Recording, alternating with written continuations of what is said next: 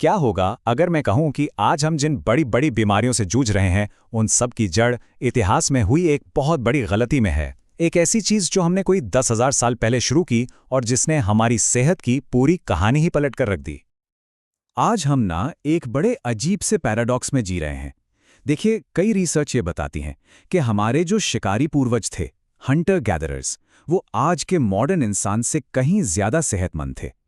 तो सवाल ये उठता है कि इतनी तरक्की के बाद हमारी सेहत पीछे कैसे छूट गई। अच्छा, इस बात को समझने के लिए जरा आंकड़ों पर नजर डालते हैं।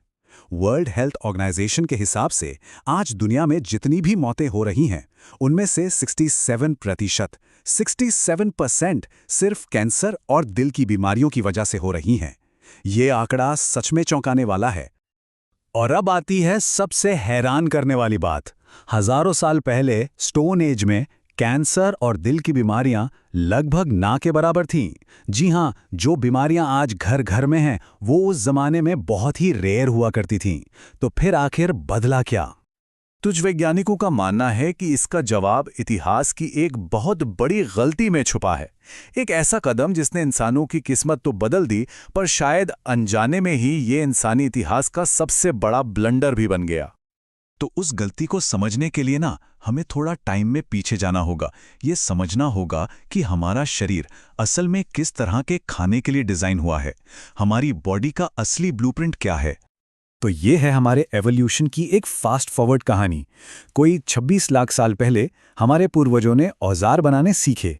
फिर 20 लाख साल पहले होमो इरेक्टस एक बढ़िया शिकारी बन गए और उनकी डाइट में मांस शामिल हो गया।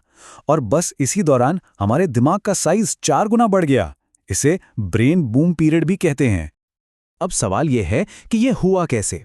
इसका जवाब एक बहुत ही दिलचस्प थ्योरी में मिलता है, जिसे एक्सपेंसिव टिश्यू हाइपोथेसिस कहते हैं। मतलब एक तरह का ट्रेड ऑफ हुआ। जैसे जैसे हमारा दिमाग बड़ा और पावरफुल होता गया, हमारी आंतें छोटी होती गईं। ऐसा इसलिए हुआ क्योंकि मांस जैसे पोषक खाने को पचाने में कम एनर्जी लगती है, तो जो एनर्जी बची वो सीधी हमारे दिमाग के विकास में लग गई। तो लाखों साल तक ये शिकारी लाइफस्टाइल बढ़िया चलती रही। और फिर लगभग 10,000 साल पहले वो घटना घटी जिसे कुछ वैज्ञानिक इंसानी इतिहास का सबसे बड़ा ब्लंडर मानते हैं, खेती की शुरुआत, यानी कि एग्रीकल्चरल रेवोल्यूशन। अब ये सुनकर थोड़ा अजीब लग सकता है ना, कि भाई खेती एक गलती कैसे हो सकती है?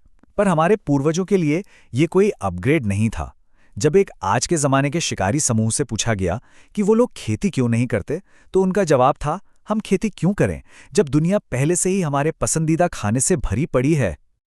असल में बात यह है कि खेती कोई चॉइस नहीं थी, ये तो मजबूरी का नाम था। हुआ ये कि जब आइस एज खत्म हुआ तो मैमथ जैसे बड़े बड़े जानवर जिनका हम शिकार करते थे वो विलुप्त हो गए।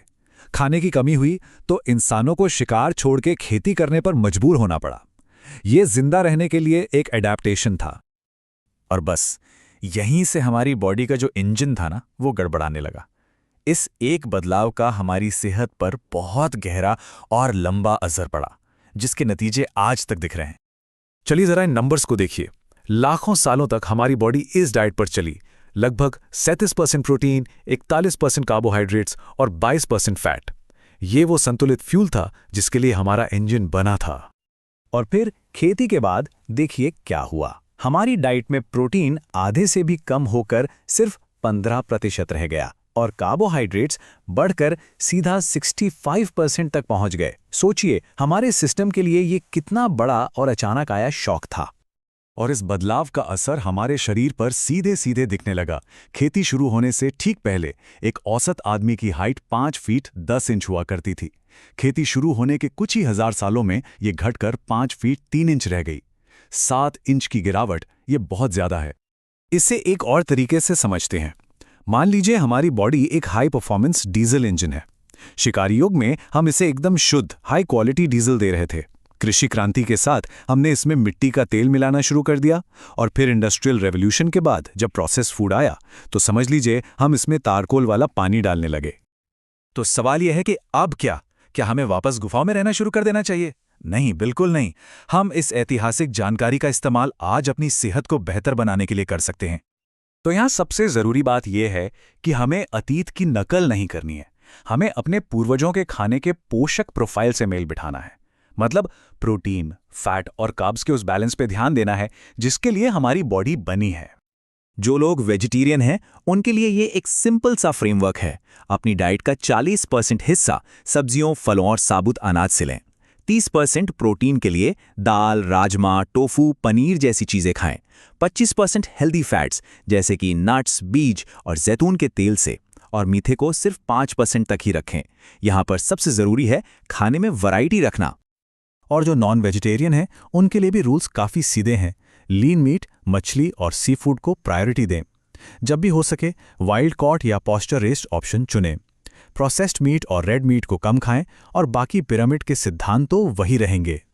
हमारी बॉडी अपने अंदर 20 लाख साल की एक कहानी लेकर चल रही है। सवाल बस इतना है कि क्या हमारा रोज का खाना उस कहानी का, उस इतिहास का सम्मान कर रहा है?